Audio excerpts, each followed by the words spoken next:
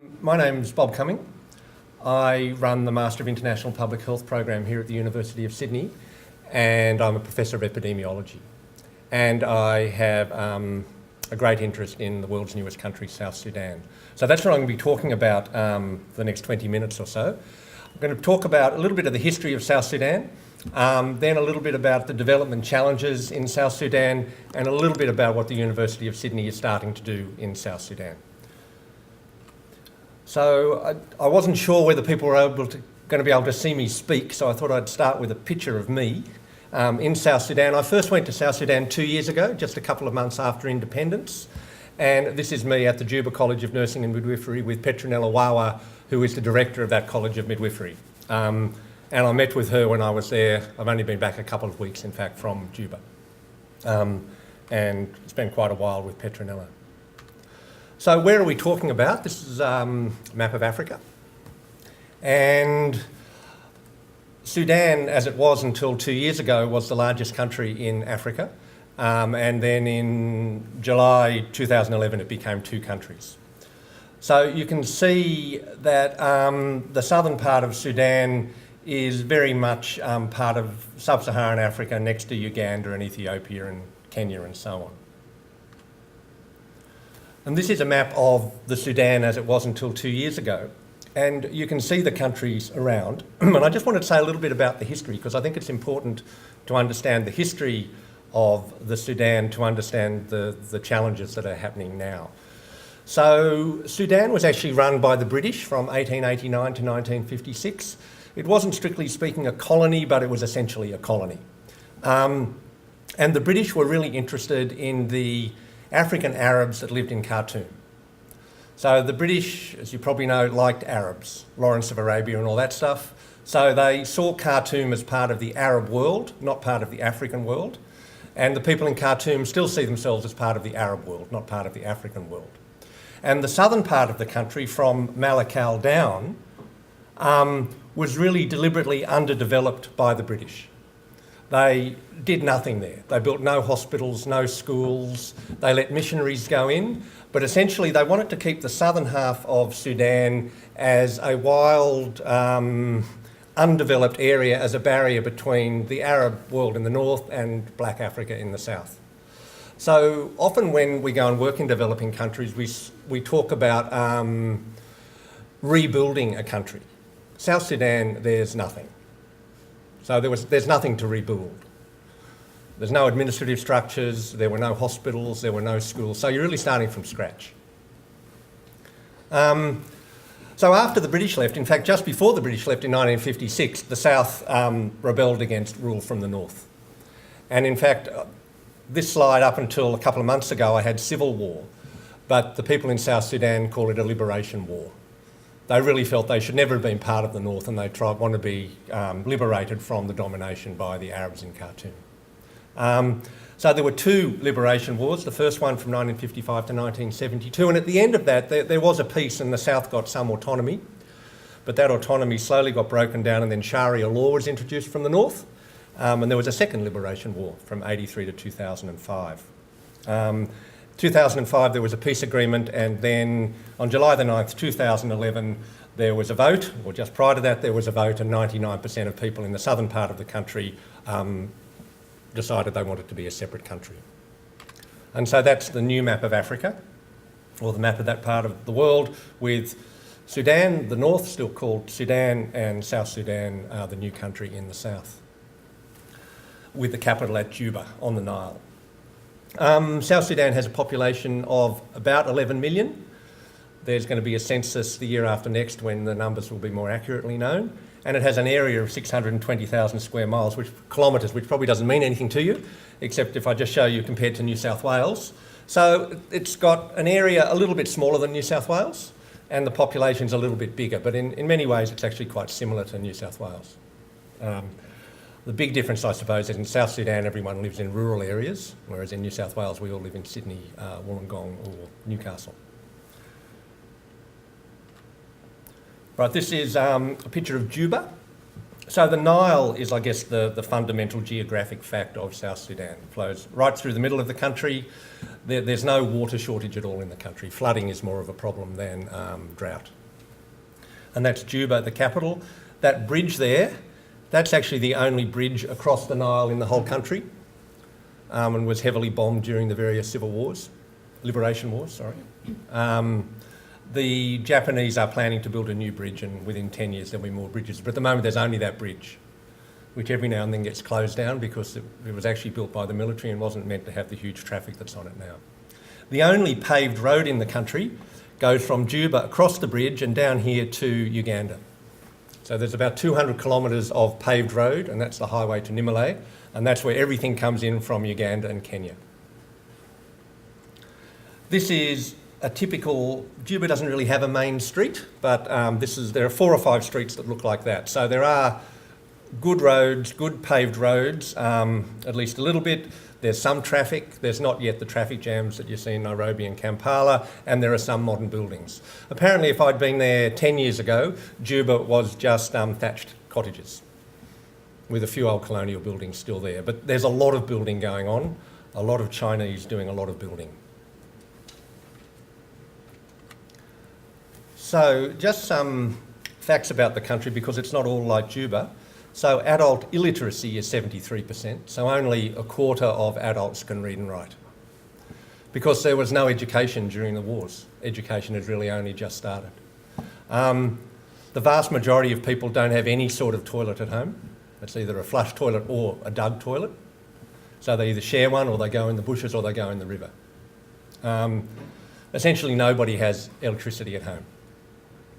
Even that 3%, about half of that is generators that people have. There's very little electricity that comes from a main source that we would know.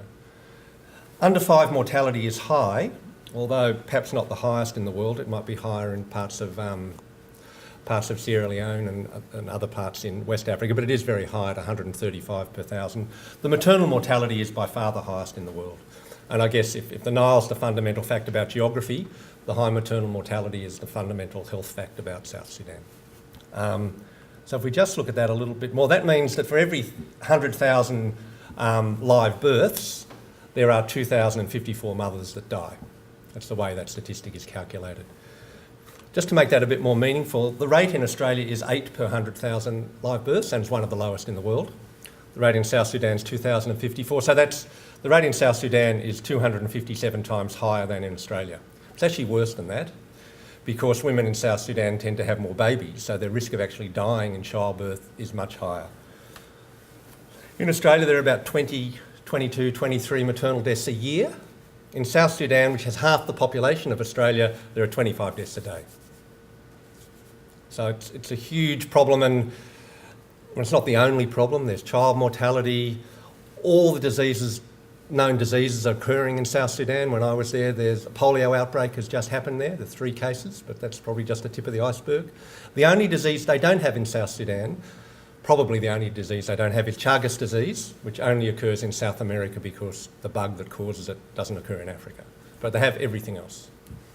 When I was there this time, the office that I was given to me by the guinea worm control program for the 2 weeks I was there. Guinea worm only occurs in Chad, South Sudan and Ethiopia.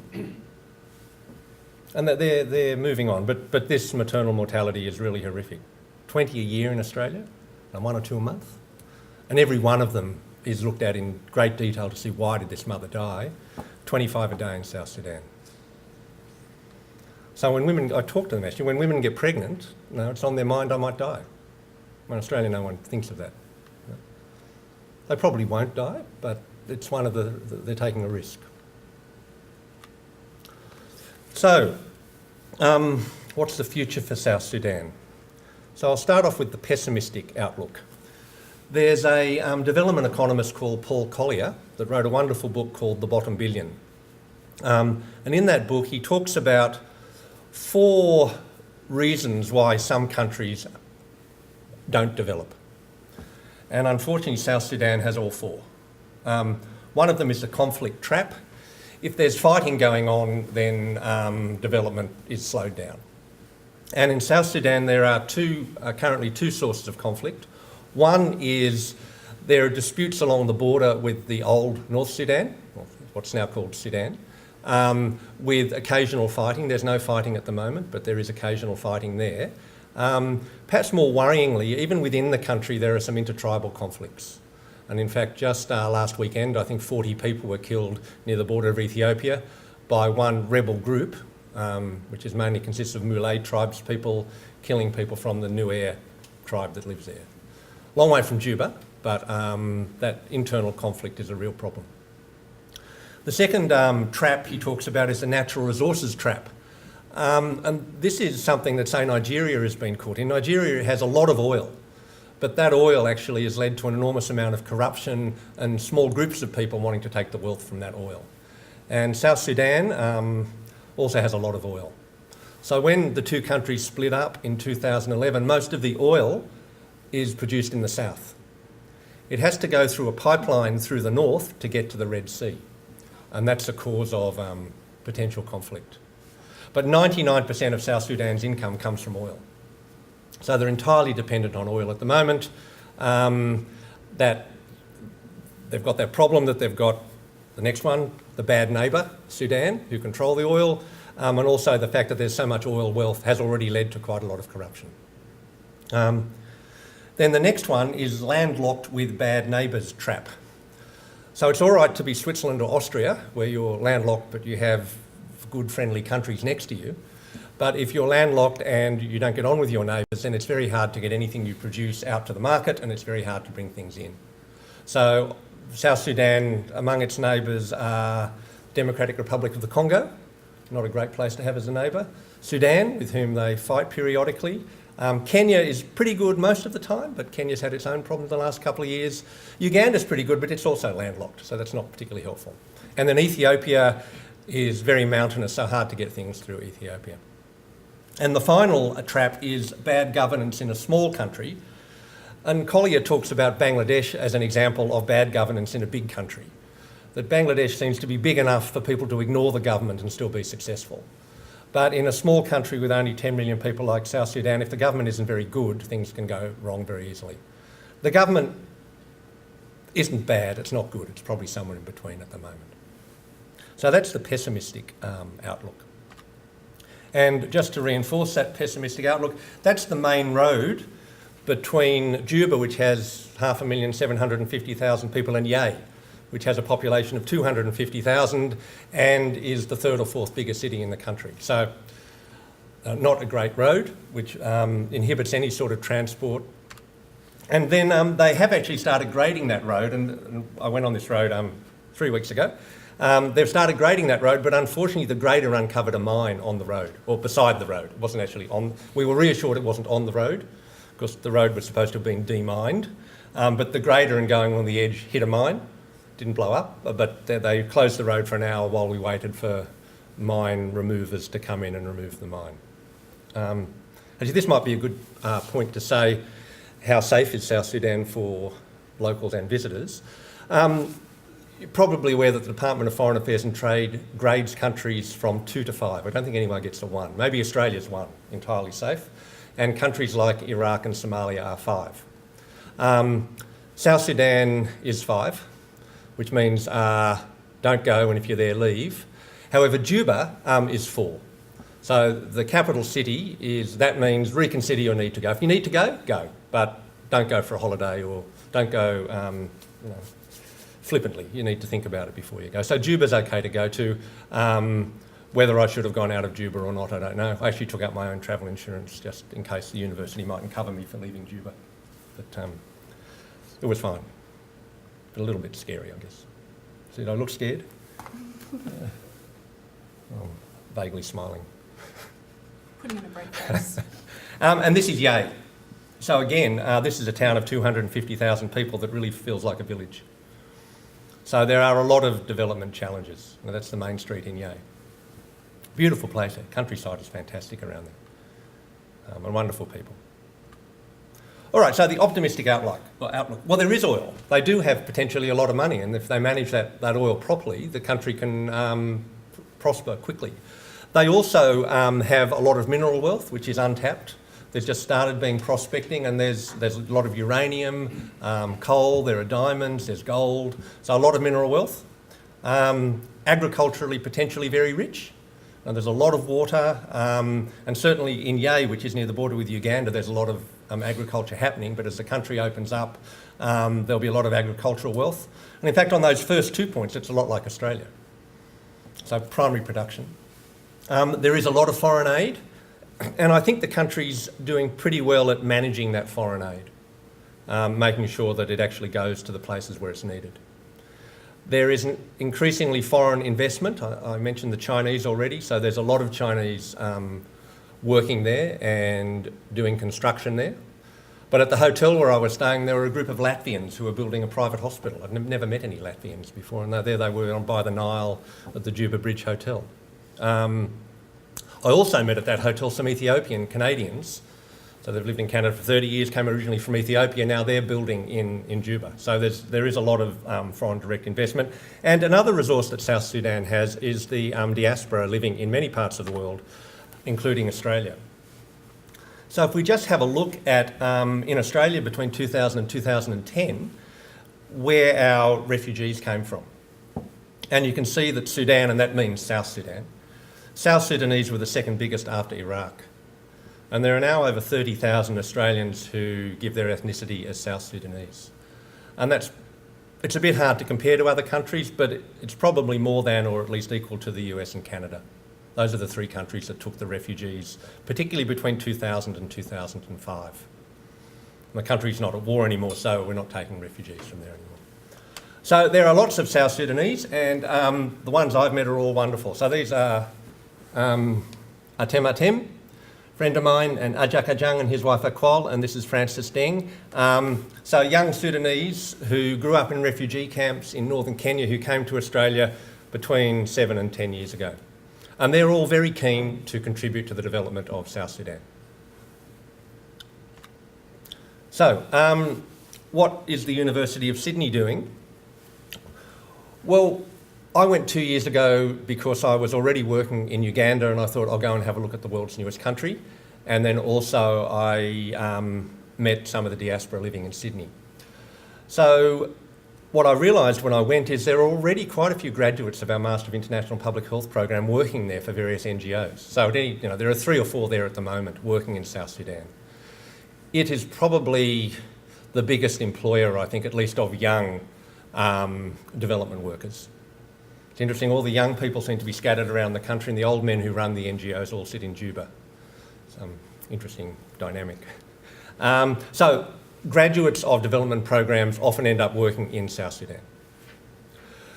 We also, earlier this year, got some funding from AusAid through their International Seminar Support Scheme to bring 2 senior South Sudanese officials to Australia for a week.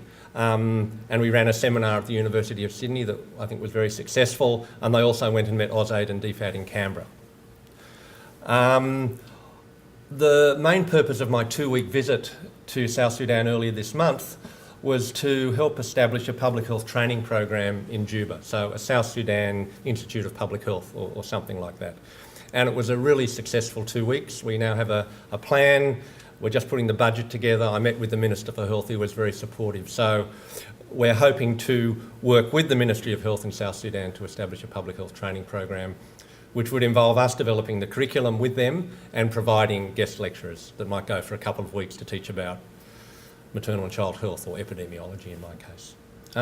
The other thing that's happened just now is that it's now possible for South Sudanese to get scholarships to come to Australia.